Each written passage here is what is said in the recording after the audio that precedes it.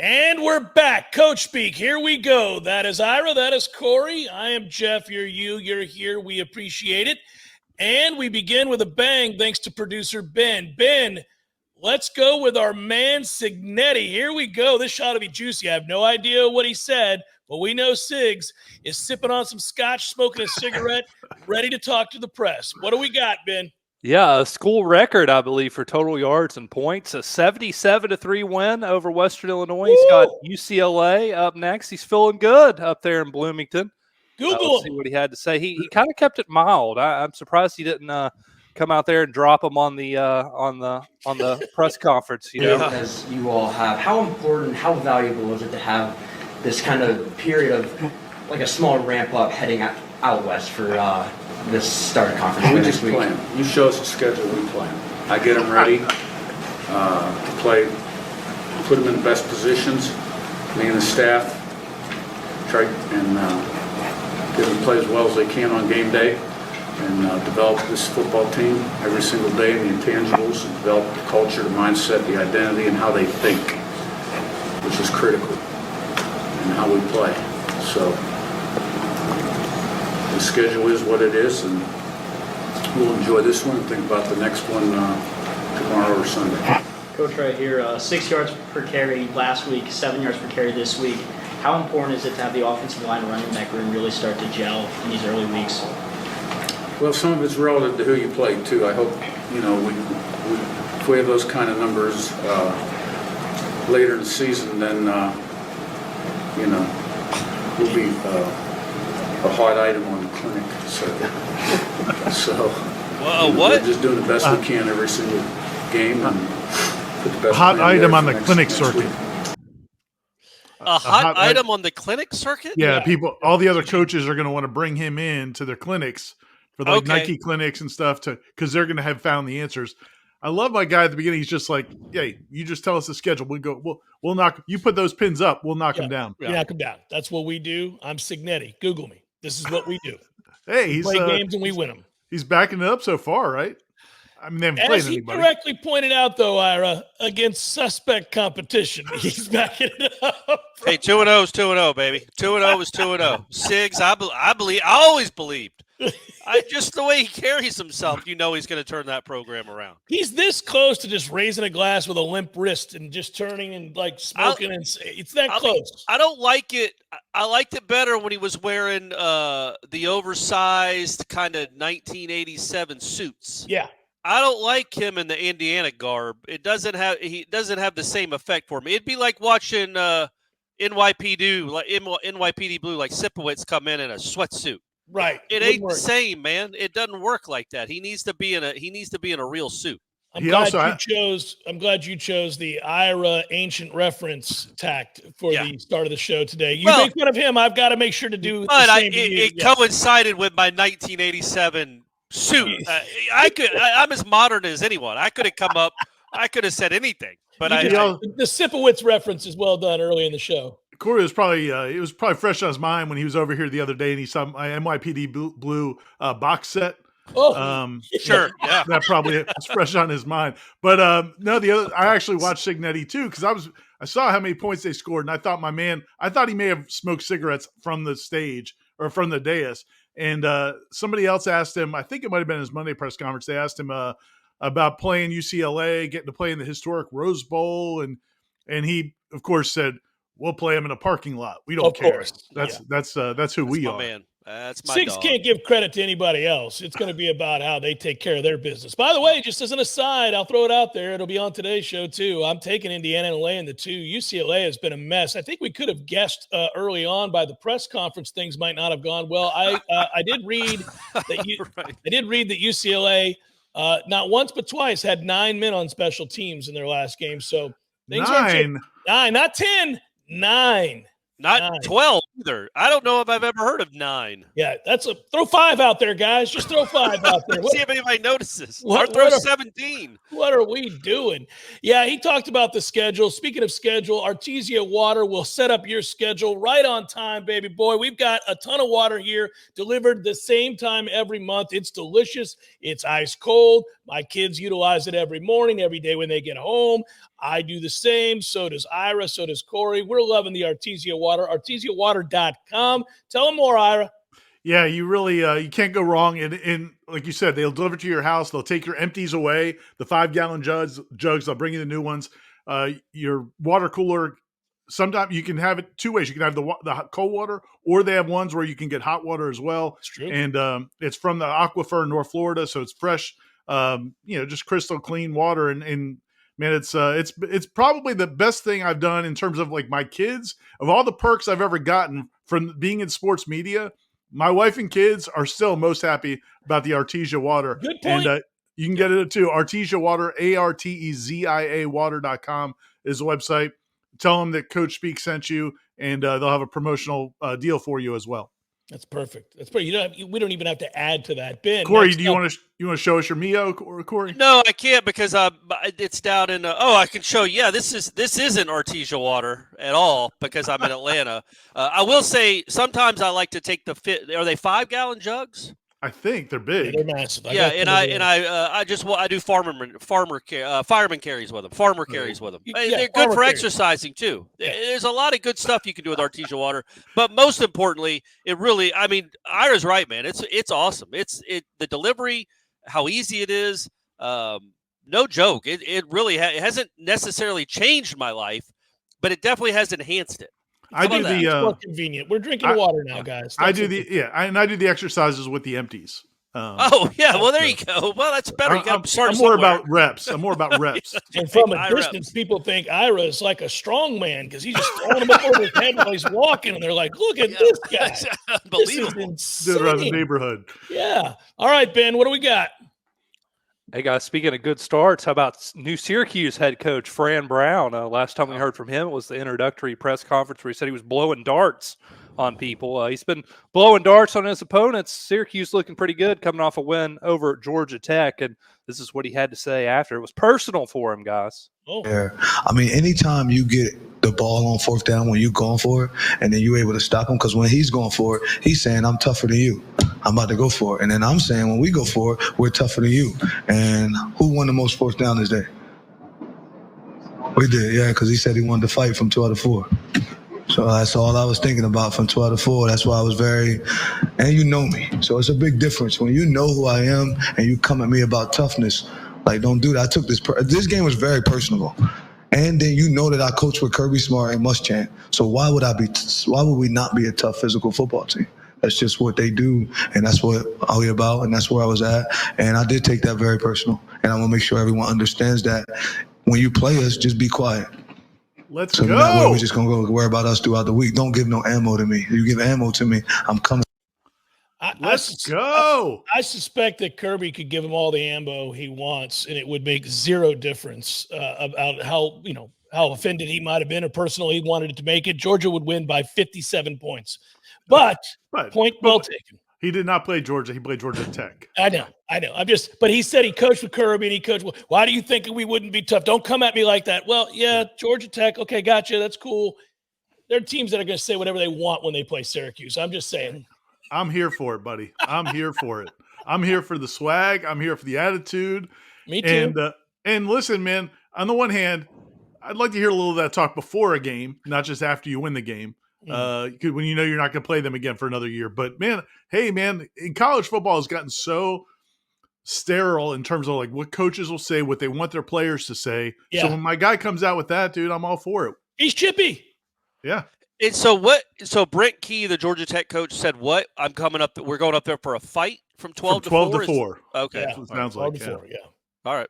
Yeah. So. And I don't mind that. Georgia Tech was feeling themselves a little bit too much after beating what we now know is not a great Florida State team the mighty in Knowles. Ireland. Yeah. So that was good that they got a little bit of a come up. It said it's good that Brent Key. He might be an awesome guy. He wasn't overly likable in the press conference after the game in Ireland either, but that was maybe from my own personal viewpoint. But yeah, I like that guy. And also, it's Syracuse. You got nothing to lose to have that kind of attitude. Like, go be that guy. It's awesome to go be that guy. He certainly did a good job of evaluating which quarterback to bring in.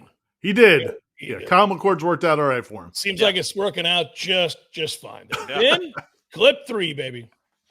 Hey, big shout out to Panama Noel on Twitter for sending that clip. We appreciate everyone who sends us clips on Twitter. Please Absolutely continue doing that. Let's check in on Tom Herman. Remember when he was the hottest coaching prospect on the market, guys? It seems like so long ago. His Florida Atlantic Owls coming off a 24-7 loss to Army.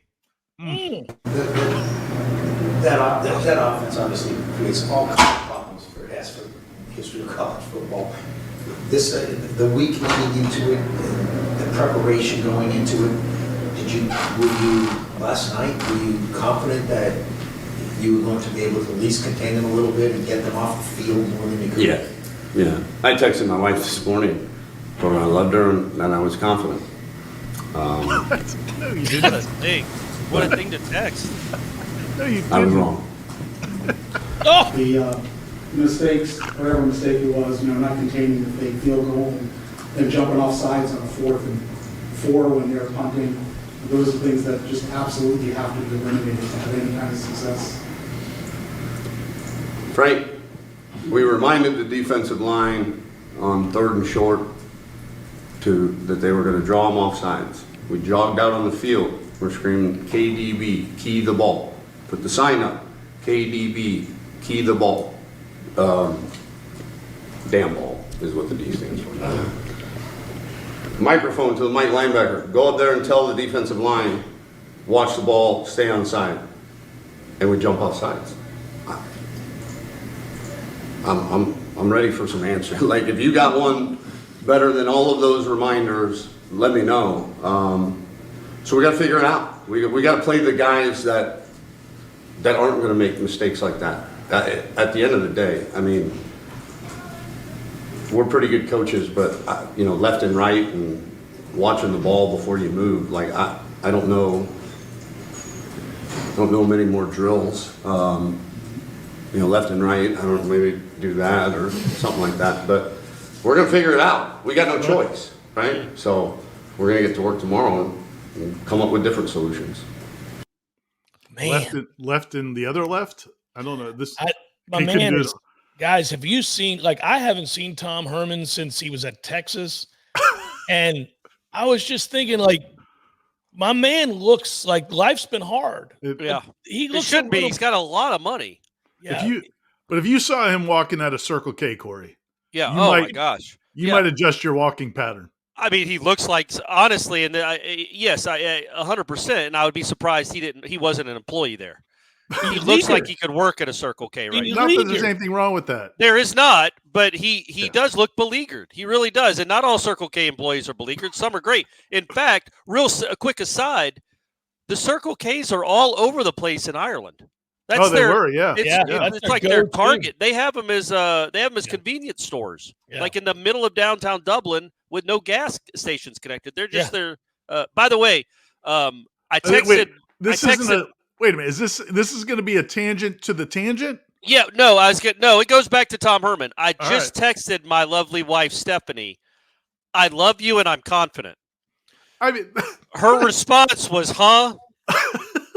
What on earth is this? Hello? Like, this was clearly mid-text convo, not to me. I mean, so she's not. I'll show you guys if you can. No, she's now suspicious that you're trying to talk to another woman. Now she thinks, because I didn't respond immediately because I was watching the other part of the clip. She now thinks, because who texts that to anybody? I love you and I'm confident. That's crazy. So now, hold on. You guys talk about the rest of it as I explained to my wife what just happened. Not just confident. So the question was, and you couldn't hear the question great. It was from our buddy Tom D'Angelo. Oh yeah, Corey. Yeah. The question was obviously Army's offense is tricky. It's not something you see every day in college football in 2024. But were you confident you could handle, at least slow down some of the running game? By the way, Army hit some bombs on them too in the passing game. It was a complete ass kicking. And he says, no, when I texted him out, it was like he was pretending that he was remembering this moment of how he sent this text to his wife that I love you and I'm confident I'm going to stop Army's running game. Like, what? As if he wanted to. She needed affirmation after he had seen him the night before. Maybe wasn't as confident. maybe he didn't seem that confident. He didn't seem He confident. had to go over he the wanted top. her to know this morning that he is. Also, I think it's important to think about if, in fact, he did all of the things he said he did prior to them jumping off sides, he should quit. I would quit. Yeah. I wouldn't continue to coach the kind of dumb-asses that they clearly have on this defense. I couldn't do it. I mean, where do you come? And why would you think a sign that says KDB is the answer? Well, I don't know, but if he's in the mic talking to the linebacker, telling him to tell everybody not to jump, and then they jump, I said I gotta go. I can't. Like, if you were at a place of employment and something like this happened where, you said, listen, make sure you turn the sink water off. Last time I went into the bathroom, the sink was running when you washed your hands. You got to turn it off. Make sure you turn it off. Our water bill is crazy. I need you to turn the water off. Okay, I will. Hey, listen, turn the water off. I see you're going to the bathroom. Turn the water off when you're done washing. And then you stand behind them as they're at the sink. Like, hey, don't forget to turn that water off now when you're done washing. Turn the water off. It's killing us, guys. These bills are killing us. We need to save every penny. And then they just walk on out while the water's running. I'm done. I am done dealing here. That's crazy. You just clock out and go home? I call it a day. I quit. I retire. I'm not doing this anymore. I've got kids that are not capable of figuring out how to turn off the water, so I can't really. Right. How can I expect them to do anything else? Ben, what do we got? Hey, Mike Gundy has really become a staple of our show. He's one of my favorites for sure. And, of course, he delivered once again this week. Here he is. We might need to have real quick pause. You're like the guy. Maybe we can have Trevor and the guys at Artesia start sending some jugs of water to Mike. Gundy? He is part of the show. Him and Dave Aranda. Hey, by the way, before you hit play on that, I was watching this Oklahoma State game because I bet on it, and I had no business winning this bet. I only won because they went to overtime, and not only did I win because they went to overtime, but because they had to go for two is the only reason I got the cover, which was crazy. I didn't deserve it, but I could not help but really pause the TV and zoom in as best I could on my man's hair. I can't believe it. Like, it's just awesome. It's it's turning into the Davy Crockett coonskin cap thing. It's unreal. No, he's doing it. He's doing it for. I mean, he's trolling. He's doing it for all of us. Really, honestly, he's doing it for all of us. He knows what he's doing. It shows that he's comfortable in who he is. He doesn't have to text his wife. He's confident. I love it. We know you're confident. Look at your damn hair. He's a man. By the way, did you guys see in this game? Oh, it never would have gone to overtime. Yeah. If Oklahoma State's quarterback, after he made a great throw on the last drive, he did pistols for 25 seconds. It went on for days. He did it down the whole sideline. Like, if he'd have just done one and then holstered him, maybe he's okay. He literally did it down the whole sideline, so they had to flag him. And I thought it was awesome. And the guy's like 24 years old, and he's just pistoling the whole sideline. It never ended. It was a stream of pistols. He's still doing it. It was the entire front line of the Army charging in. I mean, this was unreal. In his defense, he remembers when he was a kid watching Winky do it. So, well, right, or Gundy maybe. He saw those Gundy highlight tapes. Wink was quick with it, and then it was over. This was just a marathon. Like, we can't stop. I mean, this is unreal. Let's hear. Which means you may have to say, Robert, you don't know crap. But you're like the guy on A Few Good Men. When I looked back on it on Sunday, from the sideline, it looked like some of their receivers were just running wide open.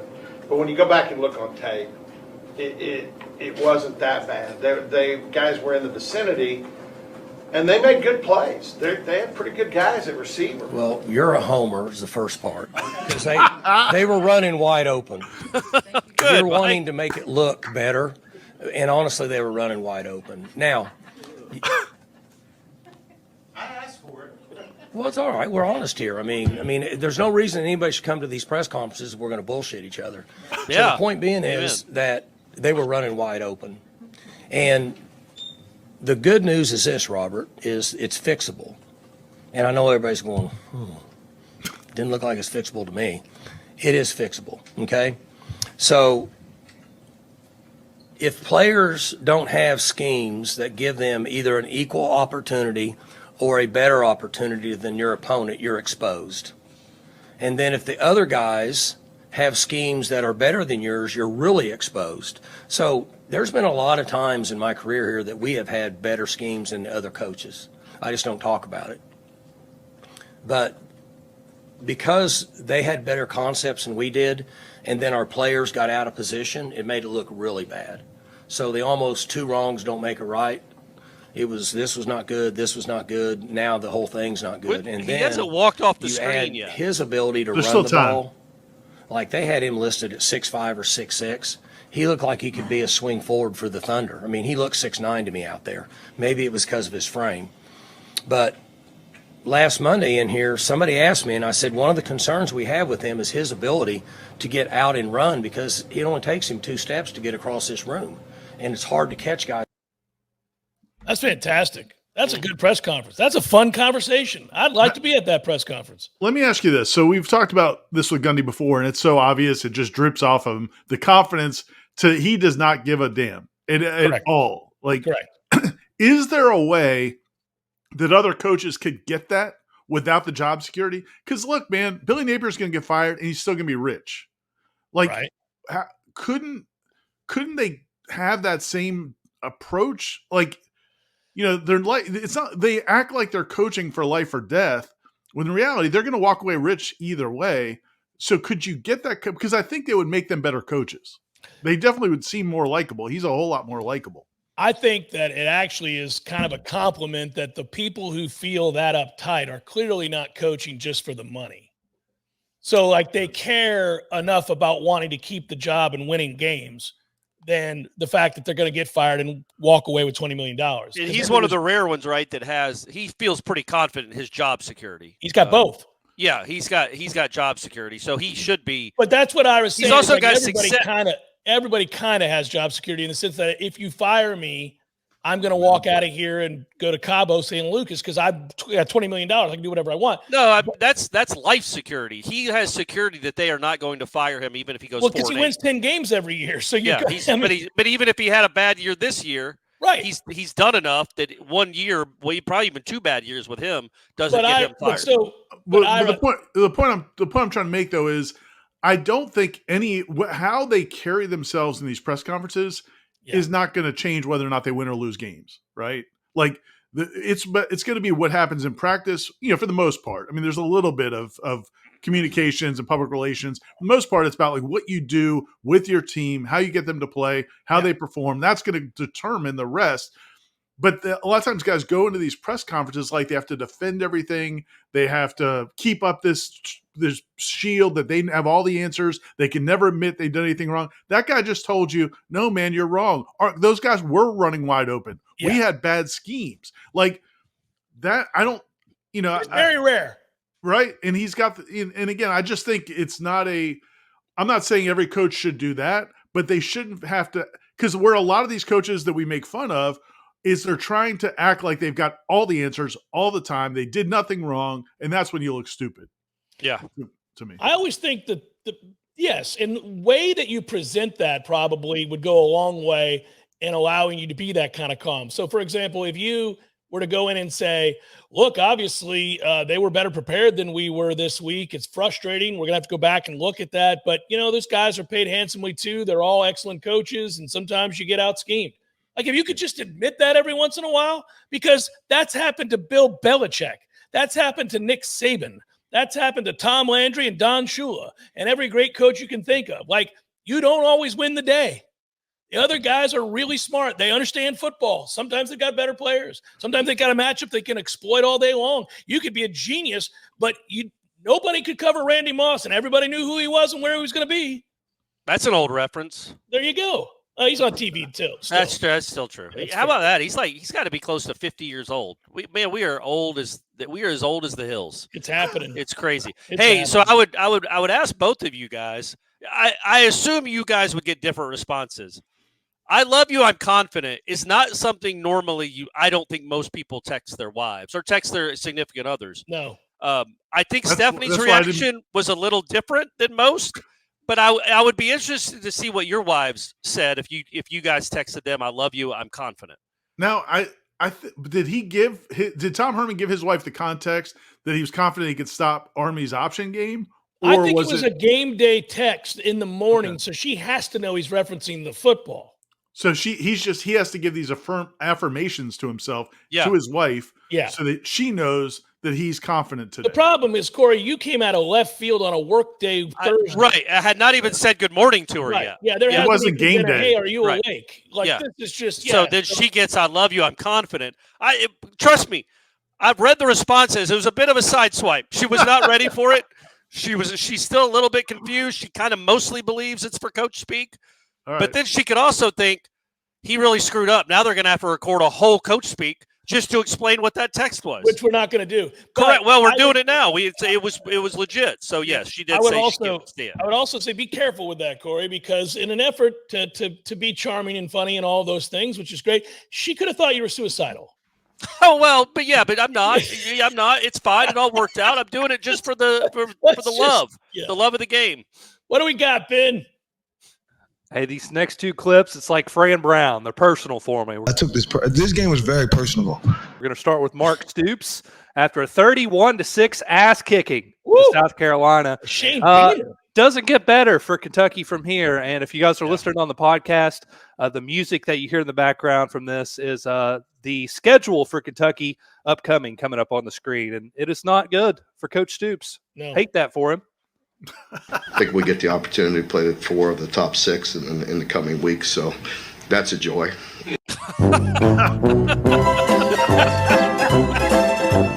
Wow, that's tough. Georgia, Ole Miss, Texas, and Tennessee. Woo. So they play 1, 2, 5, and 7. Wow, That'll hurt your feelings. And they just got boat raced by Beamer.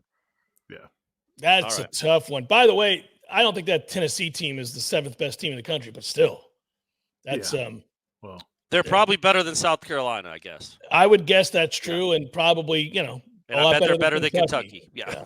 That's tough.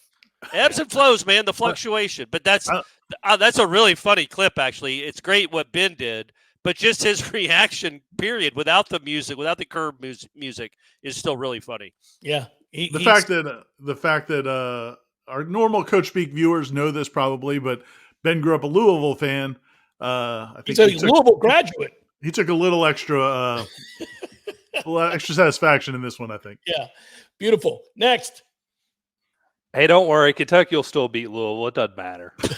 There you go. This next one, as I said, another personal one. This is Scott Satterfield, former Louisville coach, now at Cincinnati. Still don't know why they did that. But the Bearcats were ahead on Pittsburgh by 21 points. They blew it. It wasn't the coaches or the team's fault, though. It was the refs, of course. Uh-oh, no. Potentially going forward on the 4th and 3 there. Thought, okay, well, let's pin them back and make them have to drive most of the field to try to kick a field goal. Everything was going according to plan until the 4th and 4. And then they called a penalty on one of our D linemen, saying that he was, acting like he was calling a cadence or something, whatever they call that. And you can't hear a D lineman because our stadium was extremely loud on that 4th and 4. I mean, you can't hear anything. Right. And I don't even know what the time was, probably a minute and a half on 4th and 4, and they want to call that and bail them out and give them a first down, and then they get down and able to kick a field goal. So there was a couple things like that happened that was very disappointing. We get a holding call in the first half when we hit a completion there inside the 10. They called holding by the same guy that called this penalty. Oh, all right. Cincinnati. Very disappointed in some of those calls there, to say the least, and because they affect the games, and our guys are making plays out there, and then all of a sudden we get bailed off. They get bailed off the hook. So cannot intimate that the fix is in, dude. Well, refs have notoriously hated Cincinnati. That goes back decades. He knew what he was walking into when he took that job. And the college football powers want to keep Pittsburgh alive in the playoff discussion. Like, they've got to prop them up. Ira, Pittsburgh's been a name brand, an iconic brand since like the mid '70s. I mean, they won national championships back in the day. Clearly, that ref remembers Dan Marino and Tony Dorsett. Oh, he remembers Bill Fralick, and Hugh Green. He remembers all of them. Yeah, it's a toughie. Larry Fitzgerald. I mean, you go on and on. I like, though, that the idea that because it was a loud stadium, there's no way our defensive linemen try to get them to jump. Like, there's no way. I mean, defensive linemen, I mean, I don't know this for a fact, but I would bet 90 to 95% of college football coaches teach their defensive linemen and linebackers to do that, to try to get, I mean, in certain situations. D-line for sure. Linebackers is a little bit more obvious, but simulating the snap count is as old as football. So so to act like, what also, if he's that, lined up over if he's 2 feet from the center, right. All you're trying to do is get the center to jump or one of the guys that's right across from you to jump. Well, I mean, you could do that no matter if you're playing in Death Valley or not. But he wanted to connect the dots. That's why he brought up the other thing. The same guy that called the holding. It's the same guy. Oh, okay. So now you're impugning my man's integrity, telling the world that you think the fix was in because of one official. Dude, that's finable. That's like a finable offense if you do that in the NFL. That's insane. He probably got fined for it too, but it's just, look, I know it's Cincinnati football. Maybe they don't expect a ton. But you expect your coach to be maybe a little more accountable and maybe giving him the benefit of the doubt. There were other times where he's like, that's our fault. We blew the lead. But that's a horrible look when you blow it wasn't just a 21-point lead.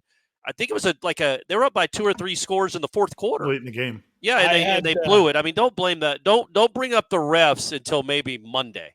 Yeah, that's a good time to bring it up. Especially, hitting me hard, I had them -2. Or maybe wait till you're asked about it. But anyway, what do we got, Ben? Hey, 3 more guys. This show has made me really, really sick. So sometimes I look at results and I'm like, oh, I got to see what the coach had to say about that. Tennessee Tech's coach Bobby Wilder, they lost to Georgia 48-3. So I had to see what my man Bobby had to say. Bobby's been around for about 3 decades. He should be proud. Game. So let's see what he had to say. Did better than the Knowles. The fight the guys had today against the #1 team in the country. Yeah, that was, it was like the bully on the schoolyard going against the little kid, and the little kid is really just trying to get out of there and go home at some point. That's just an incredible mismatch in terms of size, in terms of the caliber of what they have, and then you look at our players, and we had some incredible moments today. We had a 13-play drive on offense. I'm pretty sure Clemson didn't have a 13-play drive last year. We had one drive on defense that just impressed the heck out of me, where they went 14 plays, 71 yards, and they had to kick a field goal. So you see the fight, you see the caliber of toughness that our kids display against what looks to me like a borderline NFL team, with the way that the separation now between the P4 FCS group of 5, it's just insurmountable.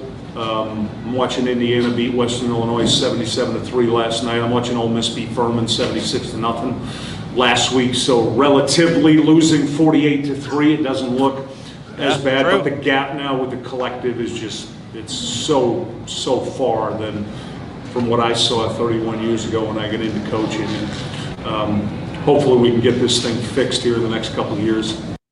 Dude, that's as good as a press conference you're going to hear. He did a great job of uplifting his players, facing reality. He didn't deflect anything. He praised his – yeah, man, that's perfect. It was all great. The only thing, the illustration of the bully beating up the kid, and the kid just can't – how can I get out of here? I just had this image of his whole team like cowering under their backpacks. But he gave you the good explanation that they fought. Yeah. Yeah. I also feel like, it's kind of, if Kirby wanted to be a bully, they would have put up 90 points. Well, Kirby's pretty good usually about doing that. But the one negative to that press conference, and it's not his fault, you can't see his eyes. And I know people listening to this on a podcast don't know what I'm talking about. The hat and then the shadows from his hat, all you see is a hat and a mouth. Yeah. I don't like that look, Ira. I don't like, you might as well have the sunglasses on his eyes instead on the bill of his cap. You couldn't see his eyes anyway. When he stops playing, a nitpick. When he's not playing the #1 team in the country, he'll address that. Yeah, exactly right. You don't want his face to be shown. It looked like he could have been giving up the mob with that setting. The players will like him though. The players will like him a lot. Yeah. That was good. That was good. He probably didn't like having to go play that game, but hey, the school got like probably $1.5 million for it. That's a toughie. Ben. All right, let's hear from our guy Dave Aranda. Yes. Tough loss for Baylor, but they did shut out Utah in the second half. Positives, guys. Well, the quarterback got knocked out of the game, but sure. Okay. All right, Watch sorry. yourselves. Second half shutout, is that a source of pride for the defense? Well, it's just, I've Every time. I can see where the start of that game, if we're a fan, we go, here we go again. And then we would go something like, well, this is going to end like maybe how some of the games last year ended. And so, for it to not be that, I don't think is necessarily an achievement, but is a step in the right direction. And I think that, when I would be with them before they took the field, I could see in all of their eyes that we're going to stop them, that they're not going to get anything. I could see it, Yeah. And so that might be the greatest achievement is that they're believing and they're fighting and they're hunting. And so we got some more hunting to do. It's not real. We've watched them so often that we've kind of gotten over the fact that is some bizarre ass shit. That's not how a normal person, a normal head coach behaves and talks. It's an act, right? There's no. I don't think it's. I don't think he could sustain that act this long. Yeah. I don't. It's not like the grumpy sort of Bill Belichick. But he's actually a cool guy or something like that. Right, He just comes off. Yeah. This is not. He's so not, in his interview for that job, that's how he presented himself. Well, I think he's trying to come across as like a Zen master. Yeah. Sure. But the Zen master keeps losing games. Well, right. And we all wondered why he kept his job at the end of last year. I'm sure they're wondering that now too. But to not even acknowledge as you're trying to convince us that at halftime you saw in their eyes they weren't going to give you – just tell everybody the truth. They saw that the quarterback was hurt. Like Cam Rising got knocked out of the game after dropping 28 on you, and then he got knocked out of the game. It would have been 56-14 if he hadn't gotten hurt. But Dave saw it in their eyes. Saw the acknowledgement of a backup quarterback. All of a sudden, they look confident. I feel like maybe Cam Rising, an NFL draft pick, isn't about to light him up. Oh man, it's tough. It's but we appreciate you, Dave. He's going to be it's unbelievable. He's going to be on the Artesia free water list too. But it's like as he was talking, I'm like, man, if they were better, or if he was somehow an NFL coach, this could be a regular skit on Saturday Night Live. It'd be awesome. They would get a character. They would get a cast member to play Dave Aranda. It'd just make it more and more crazy. If people we're the only platform that shows this, that knows about him. Yeah. But it's like I want the world to know what this dude is doing down there. Well, if it gets much worse, like if they keep losing this year and he knows 100% he's going to be without a job, I think we may be set up for a hell of a run, boys. Like he may start getting into Flowers and talking about, weird things that out of, left field stuff about the plight of the bumblebee, like we saw with our man back in the day. Like, maybe he'll come out with like one of those like wreaths of flowers like around his head. Yeah. Like just go full 70s. I think he's got to go full Hare Krishna. That'd be really good. Yeah, it'd be a Hare Krishna. Or he could come out in leather. Like just do something else, Dave. Like make some choices because this is crazy. You're the representative of Baylor football, and I just can't. Like we talk about Gundy, we want confidence. Like that dude and Fran Brown that's not the same species. They have the same job. Yeah. But they have the same DNA, apparently. They're not the same species. They're both football coaches. He should come out to George Harrison. Like yes. That would be ideal. Well, really, let's play this or thing. Joan Baez. Cat Stevens. Yeah, let's play it up. Peace Train, I got you. What do we got, Ben? Hey, we got one more left. This is Marcus Freeman after an embarrassing loss to Northern Illinois. So there's don't adjust your dials if you're listening on the podcast. There's a really awkward pause on this first question. Don't know why, but it comes at a hilarious time. And then there's a question later on in the press conference where he's asked about a timeout that he took. That's pretty funny too. Marcus at the very end of the game, I think it was a... Yeah, hang on for a second. Thanks, Ted. I think they're waiting for the band.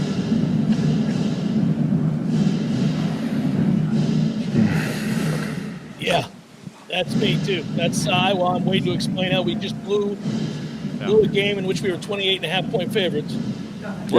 Marcus at the very end of the man, game, right? I think it was a 62-yarder. Is that well within Mitch's range, or were you thinking Hail Mary potentially as well? No, I mean, it's right there on the edge. We had the wind at his back. So the thought process being with the wind at his back, hey, if he gets it under this thing and drives it, then there's a shot that he can make it. He's made it. Nope.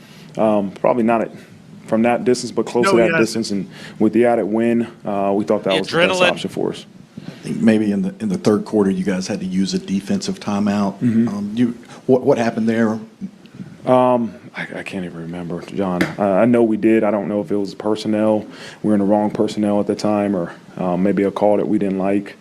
I just can't remember exactly why I called it, but I know it was something that we didn't like defensively.